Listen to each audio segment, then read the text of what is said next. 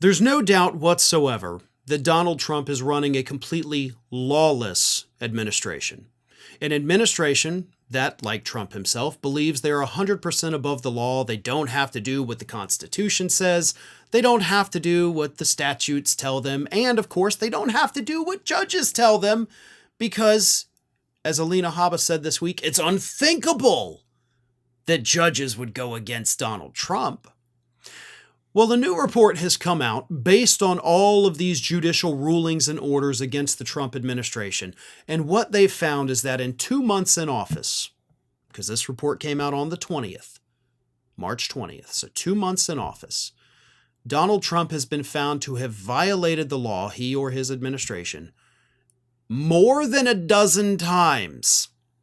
In other words, according to the breakdown of that, every 3.5 days, the Trump administration has been found to have violated the law.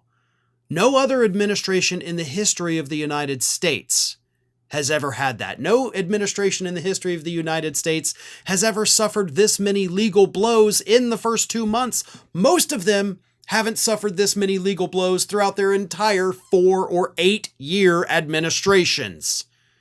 So Trump is just breaking records by breaking the law. Not a good thing, not a good record to hold, right? But here's what it says. Senior political reporter for the Washington Post, Aaron Blake, wrote, quote, "The total works out to one such finding about every 4 days. As I said, it's more like 3.5, that the administration was found to have either violated the law or has probably done so. The findings are for a variety of cases, including Trump's efforts to freeze federal funding, fire federal workers, restrict diversity efforts, overturn birthright citizenship, and most recently, limit transgender rights and deport certain immigrants without legal review. Most of the judges found that the administration likely violated the law, a temporary but necessary finding needed to halt the administration's actions while the fuller cases proceed. But even in many of those cases, the judges didn't seem to regard that question as a difficult one. Some have cast the actions as blatantly illegal and suggested that the administration made no real effort to justify them." Lawlessness. That is the word. That is what is happening with the United States government's executive branch right now. Because as I said, it's not just that they're violating the law with their orders. They're then violating the judge's orders when the judges tell them, hey, you can't do this. And not just with the immigration part. They've done it multiple times with the freezing of the federal funding. The judges have repeatedly said, you have to unfreeze it now, today, do it. And then they just don't do it.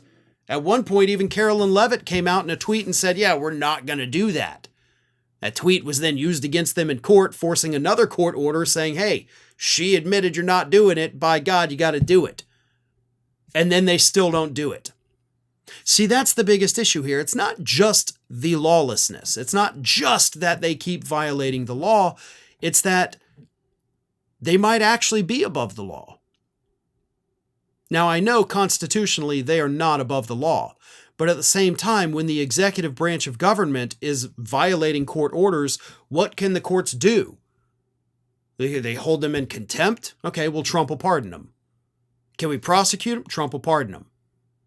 If it's Trump himself, what are we going to do? Well, the Supreme Court's broad immunity ruling from this past summer says he can do whatever he wants if it's part of an executive decision. Executive function, I think was the exact phrase. So, can't prosecute him.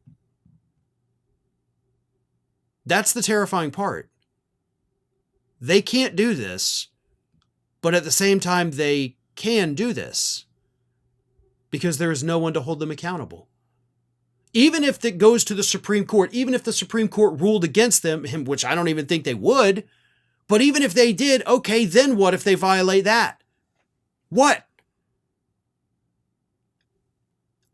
That's what's so scary.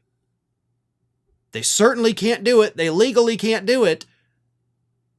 But based on what we see, we're also completely powerless to enforce any form of punishment or even hold them accountable. Thanks for watching, everybody. And if you're not already, please subscribe to the channel. We got fresh content every day for you. And If you want to follow us across social media, make sure you check out all of the social links that we have posted in the description of this video.